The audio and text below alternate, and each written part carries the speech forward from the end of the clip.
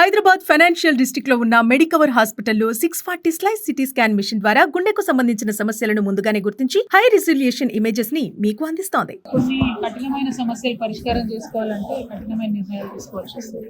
So ఇక్కడ ఉన్నటువంటి సమస్య బాగా జటిలమైనది, కఠినమైనది. ఎందుకంటే అందులో డబ్బులతో కూడిన వ్యవహారం, చాలా మంది పెద్దల ఇన్వాల్వ్మెంట్ తో కూడినటువంటి వ్యవహారం, సత్వర న్యాయం దొరికేటటువంటి పరిస్థితి కనబడలేదు. అందులో పాయింట్ ఏంటి అంటే స్వార్థపూర్వకమైన రాజకీయం. ఆల్రెడీ భూదాన్ ల్యాండ్ గా ఉన్నటువంటి భూమిలో ఉన్న పేదవాళ్ళు, భూదాన్ ల్యాండ్ అంటే పేదవాళ్ళు, ఆ పేదవాళ్ళు ఆల్రెడీ ఉన్నారు, వాళ్ళ సర్టిఫికెట్స్ ఉన్నాయి, వాళ్ళు మన జియో 58 కింద అప్లై చేసుకున్నారు, అంతా ఉంది. జస్ట్ ఒక స్టెప్ అనుకుంటే రెగ్యులరైజేషన్ అయిపోతుంది. కానీ అటువంటి దశలో ఉన్న వాళ్ళను చెప్పా పెట్టకుండా రాత్రికి రాత్రి బుల్డోజర్లు తీసుకొచ్చి అమానవీయంగా మొత్తం నేలమట్టం చేసేసింది. ఎంత దారుణంగా అంటే ఇప్పటిగా ఇప్పుడు వెలుగుమట్లను చూస్తే క్రికెట్ ఫీల్డ్ ఎక్కున్నది, అంత మంచిగా బుల్డోజర్స్ పెట్టి క్లీన్ చేశారు. ప్రభుత్వ సొమ్ము పెట్టి మొత్తం క్లీన్ చేశారు. ఎందుకోసం? ఎవరో ప్రైవేట్ పెద్దలకు ఇవ్వడానికి క్లీన్ చేశారు.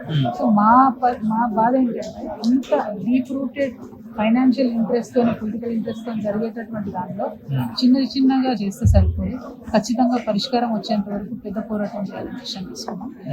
విశారదన్ గారు అక్కడికి వెళ్ళి చూసి వచ్చి వారు సంయుక్తంగా పోరాటం చేస్తాము, అందరం అన్ని పార్టీలతో మాట్లాడుతున్నారు అన్నట్టు బాగుంటుందని సంయుక్తంగా పోరాటం చేయడమే కరెక్ట్ అని చెప్పి వారితో 9th రోజు మేము అక్కడికి వెళ్ళడం జరిగింది. వెళ్ళి అందరినీ చూసి బాధితులతో టైం తీసుకొని మాట్లాడిన తర్వాత అక్కడ ధర్నా చేసినాం. నేను అంబేద్కర్ చౌరస్తా ఖమ్మం.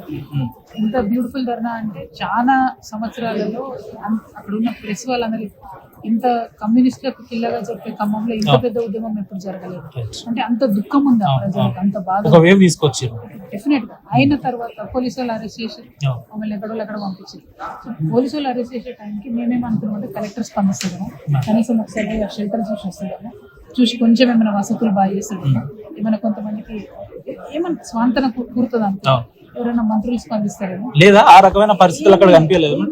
ఎంత అహంకారం అంటే ఎంత అహంకారం అంటే collector is a custodian of the people of the district.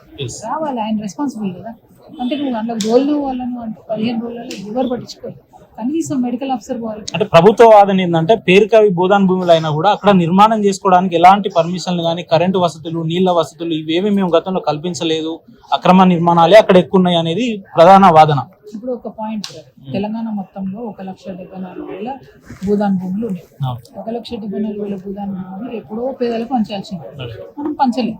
ఎందుకు పంచలేదో నాకు తెలియదు. ఇక్కడ అనుకోకుండా పేదలు అందులో వచ్చి ఉన్నారు, 12 ఏళ్ళు అవుతుంది. ఆ పర్పసే పేదల కోసం అయినప్పుడు వాళ్ళు ఆల్రెడీ జియో 58 కింద అప్లై చేసుకున్నప్పుడు ఏంటి జియో 58 100 గజాల లోపల ఉన్న వాళ్ళకి రెగ్యులరైజ్ చేయాలి. ఆల్రెడీ అప్లై చేసుకున్నప్పుడు నీకేంది ప్రాబ్లం? నువ్వు గవర్నమెంట్ కదా, అది భూదాన భూమి కదా, పేదల కోసం ఉన్న భూమి. అర్జెంట్గా ఎందుకు క్లియర్ చేయకపోయినా ఓకే, వెలుగు మాటలో వేయించాం, మరి రంగారెడ్డిలో వేయించినాం భూదాన భూమి క్లియర్, మరి నిజామాబాద్లో వేయించాం, మరి వరంగల్లో వేయించాం, అక్కడ కూడా 1000 ఎకరాలు ఉన్నాయి భూదాన భూమి. ఎందుకు చేపిస్తలేవు? Only bike year. ఎందుకంటే 2 హైవేలు వస్తున్నాయి, అది ఆల్మోస్ట్ 250 కోట్ల విలువైన భూమి కలెక్టర్ చెప్పింది. వాల్యూ పెరుగుతుంది కాబట్టి పెద్దోళ్ళకి ఇవ్వాలి. ఇంత వాల్యూ భూమిలో పేదోళ్ళు ఎందుకు ఉండాలని అహంకారం. నేను అందుకే అంటున్నా, ఓవరాల్ ఇష్యూ ఏంటి అంటే అహంకారం, నేను ఏది చేసినా నడుస్తుంది అనేటటువంటి అధికార బలం. ఈ రెండింటిని కూడా మనం చెక్ చేయాలి. ఖచ్చితంగా డెమోక్రసీలో చెక్స్ అండ్ బ్యాలెన్స్ ఉంటేనే నడుస్తుంది. ఒక బలమైన రిప్లై ఇవ్వాలని ఇట్లాంటి.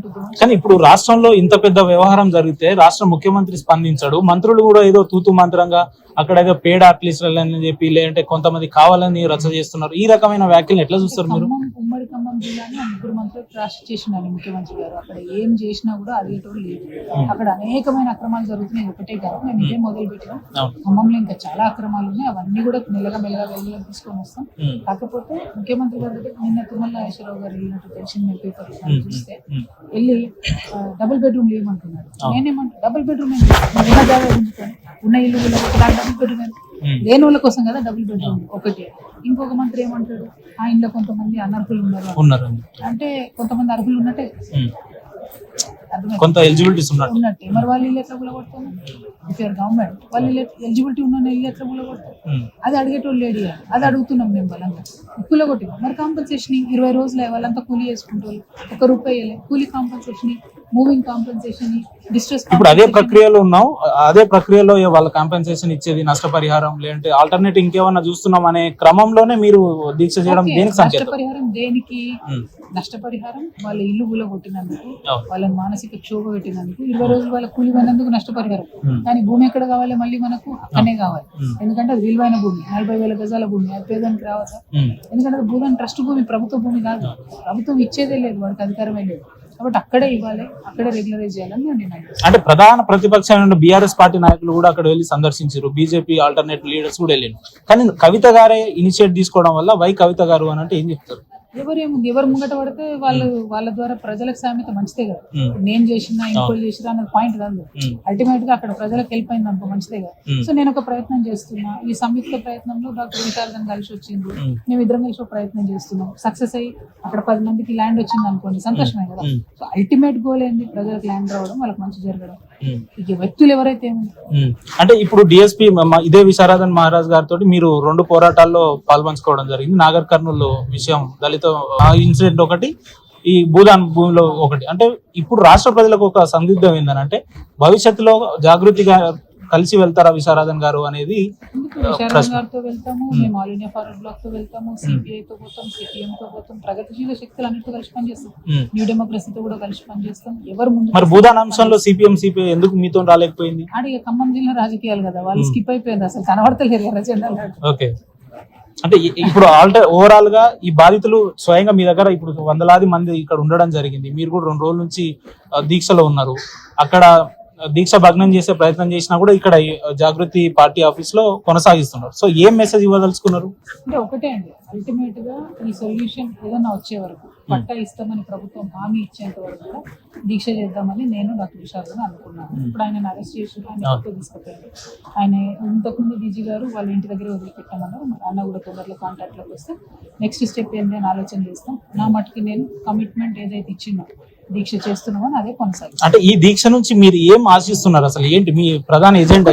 సింగిల్ పాయింట్, ఎక్కడైతే ఇల్లు గులగొట్టిన ప్రభుత్వం అక్కడనే పట్టా ఇవ్వాలి, అక్కడనే ఇల్లు కట్టించాలి. ఇది సాధ్యమయ్యే అంశం అనుకుంటున్నారు? 100%. అది ప్రభుత్వ భూమి కాదు, భూదాన్ భూమి. అది వాళ్ళకి పట్టా ఉన్న భూమి, వాళ్ళకి అప్లికేషన్, వాళ్ళకి మొత్తం సర్టిఫికేట్ ఉన్న భూమి. నువ్వు గుంజుకున్నావు అనవసరంగా, గుంజుకున్నది వాపస్ ఇవ్వమంటున్నావు అంతే. సాధ్యమా ఇదేమో లేదు, గుంజుకున్నావు దాన్ని వాపస్ ఇవ్వమంటున్నావు. ఏంటి మేడం అక్కడ బాధితులతో మీరు స్వయంగా మాట్లాడడం జరిగింది, వాళ్ళు ఏమంటున్నారు? వాళ్ళ రెస్పాన్స్ ఎట్లుంది మీ పట్ల? బాధపడుతున్నారు. మేము ఇల్లు కట్టుకున్నాం, 12 ఏళ్ల నుంచి సాఫ్ చేసుకున్నాం, కరెంట్ అయిపోతుంది, నీళ్ళు అయిపోతుంది. ఇప్పుడు నీళ్ళు కొనుక్కోవద్దు, ఇప్పుడు కూడా డ్రమ్ముకి ఇంత డబ్బులు కట్టి కొనుక్కుంటున్నాం. ఏం ఫెసిలిటీస్ ఇవ్వకుండా ఉన్న భూమిని ఎట్లా గుంజుకుంటాను? అదే వాళ్ళ బాధ, చాలా ఆవేదన, తీవ్రమైన ఆవేదన. పిల్లలు ఎగ్జామ్స్ ఉన్నాయి. ఇప్పుడు మనం ఇల్లంతా మంచుకున్నప్పుడే పిల్లలు టెన్షన్ పడతారు, ఎగ్జామ్ ఉంటాయి. ఇప్పుడు అక్కడ కూలిపోయిన ఇంట్లో పిల్లలు ఎట్లా రాస్తారండి ఎగ్జామ్? 50 తరగతి ఎగ్జామ్స్, ఇంటర్మీడియట్ ఎగ్జామ్స్ ఉన్నాయి, డిగ్రీ ఎగ్జామ్స్ ఉన్నాయి. ఉసురుగాలి కదా ఆ కుటుంబాలకి, ప్రభుత్వానికి ఖచ్చితంగా తగ్గుతుంది. అందుకే వాళ్ళ పక్షాన్ని నిలబడి మేము పోరాటం చేస్తున్నాం. Thank you. జై తెలంగాణ.